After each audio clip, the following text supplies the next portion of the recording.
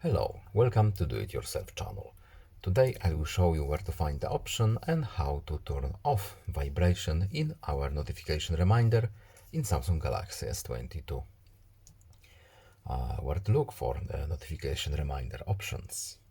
We have to go to Settings, then in Notification menu we have Advanced Settings.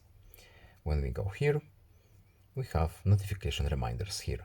By default, this is turned off.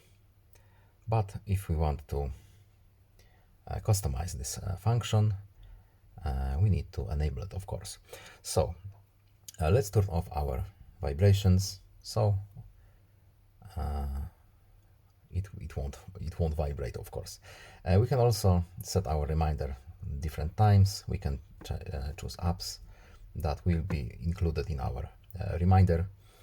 And that's it. No need to save, just back out and it's done. I hope this video was helpful to you. Please leave a like and subscribe. Have a nice day and see you in the next video. Goodbye.